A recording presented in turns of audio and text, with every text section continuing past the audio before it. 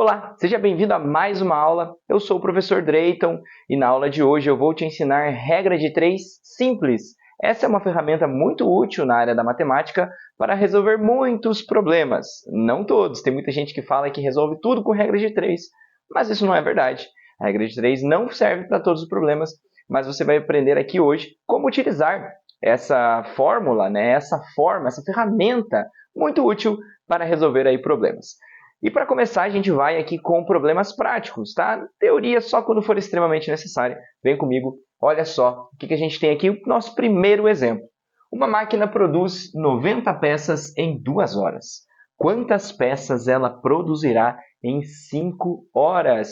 A primeira coisa que a gente precisa quando vai utilizar a regra de 3 é identificar quais são as grandezas que variam. Grandeza é qualquer coisa que a gente pode medir, ok? Então, tempo, horas, quantidade de determinada coisa, ok? Qualquer coisa que a gente pode medir, e os valores podem variar, é uma grandeza, ok? Então, dentro do problema pode ser que existam mais grandezas, mas geralmente 2 delas apenas vão variar aí dentro da regra de 3 simples, ok? E por que regra de 3? Porque a gente tem 3 valores e busca saber o quarto valor, um valor aí desconhecido que a gente quer descobrir, certo? Então, por isso, esse nome regra de 3. Então, vamos identificar quais são as grandezas que variam e qual que é a que a gente quer descobrir, né? Então, olha só. Uma máquina produz 90 peças, né? Então, aqui tem 90 peças. A pergunta é quantas peças? Opa, então eu quero saber quantas peças, né? Então, peças são a primeira grandeza que a gente tem, ok? Em 2 horas, olha só, 2 horas. E aqui aparece, 5 horas, ok? Então, a gente pode dizer que horas é a nossa segunda grandeza. São valores aí que estão variando, né? Então, a gente tem aqui primeiro 2 horas e depois fala de 5 horas. Então, nesse caso aqui, o tempo em horas é uma das nossas grandezas. Então, vamos colocar aqui, primeiro a gente tem horas.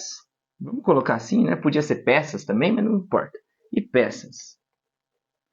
Então, eu tenho assim, que em 2 horas, essa máquina produz 90 peças.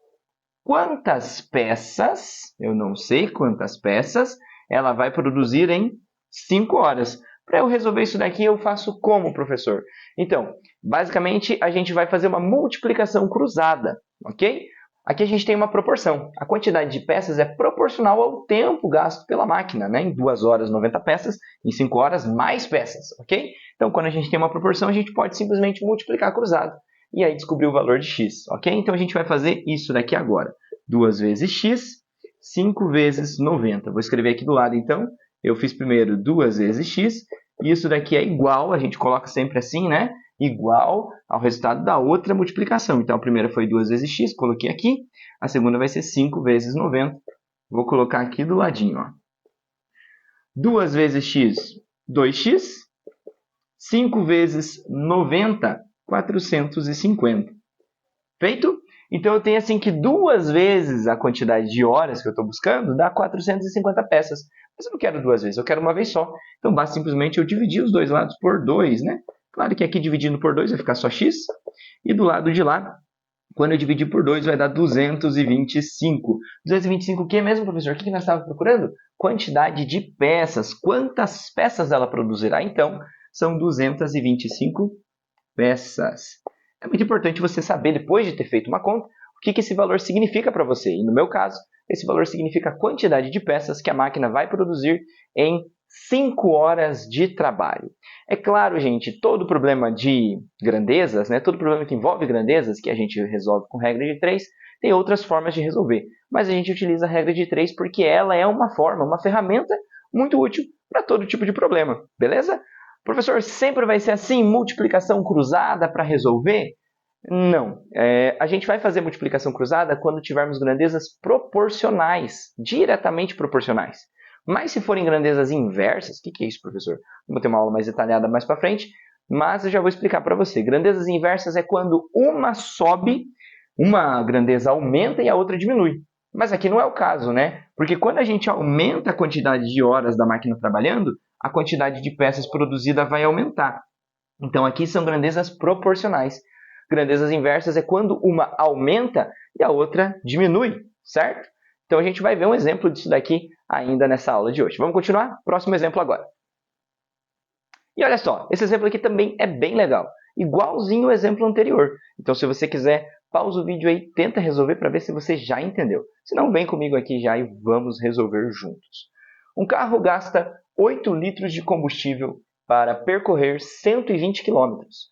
Quantos litros ele gastará para percorrer 210 quilômetros? Então, vamos calcular isso daqui. Vamos identificar as grandezas, ver se elas são proporcionais. Eu já falei que é igual ao anterior, então elas são proporcionais, né? E, depois disso, calcular. Olha só. Então, a gente tem aqui, ó, ele gasta 8 litros de combustível. Então, pode ser que litros ou combustível seja a minha grandeza. Você pode chamar de qualquer coisa. Pode ser litros ou pode ser combustível. Mas a gente tem aqui o valor 8 para eles. Ele percorre daí 120 quilômetros. Então, talvez quilômetros aqui, e com certeza é, né? Quilômetros é a nossa segunda grandeza. Por quê? Porque a pergunta é quantos litros ele gastará para percorrer 210 quilômetros. Então, ó, apareceu duas vezes aqui. Nós temos a grandeza quilômetros com o valor de 120.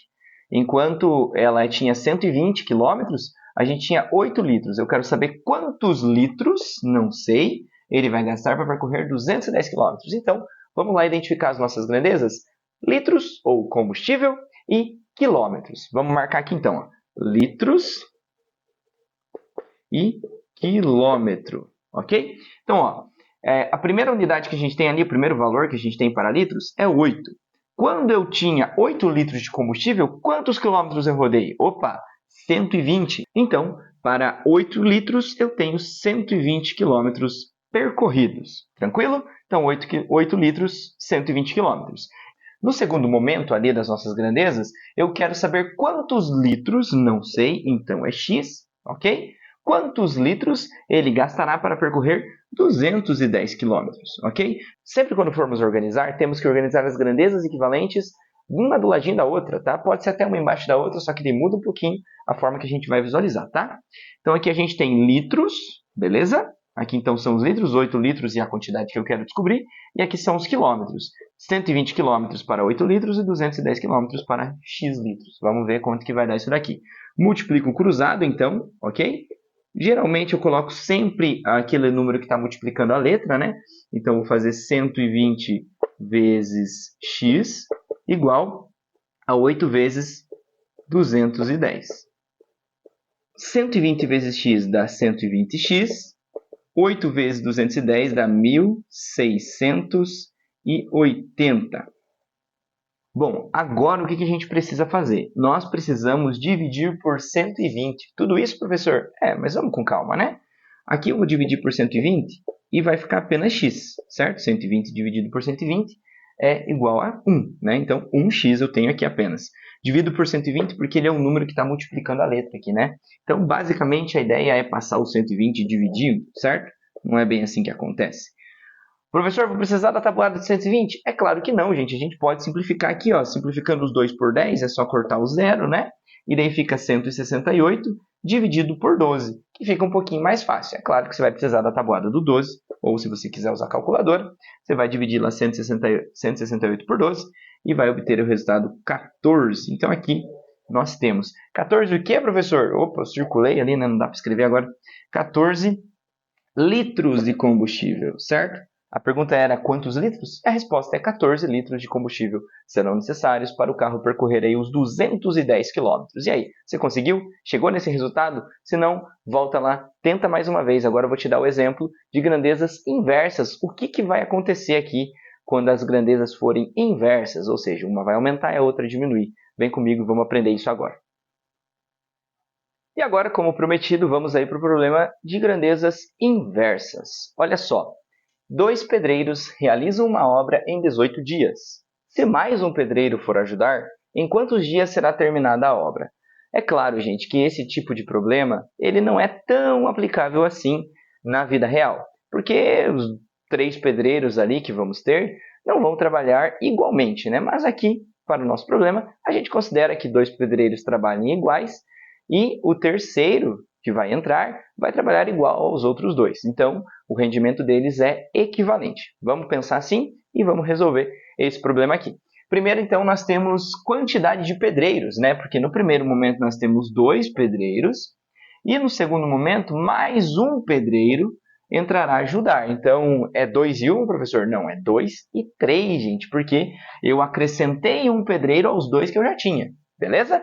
Então, a primeira das nossas grandezas é a quantidade de trabalhadores ou a quantidade de pedreiros. Então, no primeiro momento, eu tenho 2 pedreiros.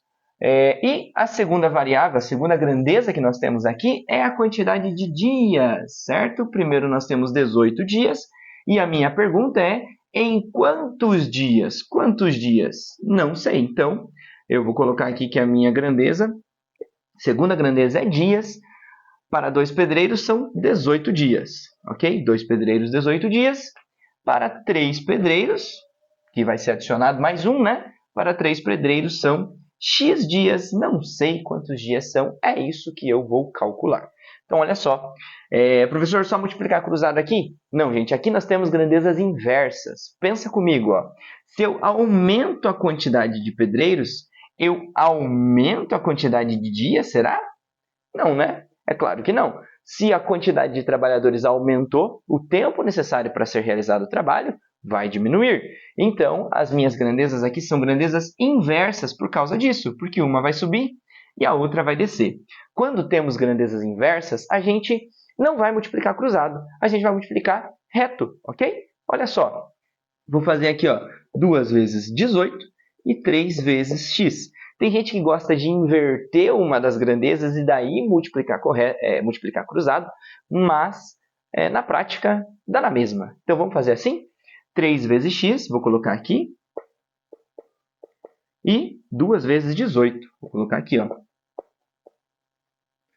3 vezes x dá 3x, 2 vezes 18 vai dar 36, beleza? Então, deu 3x igual a 36. Agora, basta simplesmente nós dividirmos aqui por 3, certo? Então, eu tenho 3x igual a 36, eu estou dividindo por 3 porque é o 3 que está aqui multiplicando o x, né? Aqui dividido por 3 vai dar simplesmente o x, vai dar 1x. E aqui do lado de cá, 36 dividido por 3 dá 12. 12 o quê, professor? 12 dias. A pergunta era quantos dias? Então, a resposta são 12 dias aí que vai demorar para que essa obra seja realizada. Beleza? Então, assim que a gente faz quando nós temos que calcular usando regra de 3, gente. Regra de 3 é uma ferramenta, beleza? Quando as grandezas forem proporcionais, as duas sobem, a gente multiplica cruzado. Já quando elas são inversas, a gente tem uma que vai subir, a outra que vai diminuir, a gente multiplica reto mesmo, tá? Sobre grandezas diretas e inversas, vamos ter mais uma aula aí mais para frente, mas agora não, que senão o vídeo vai ficar muito longo. Eu espero que você tenha entendido e que você tenha gostado e que você possa aí agora utilizar a regra de 3 no seu dia a dia. Se você curtiu, deixe seu like, se inscreva no canal e eu espero você na nossa próxima aula. Um abraço!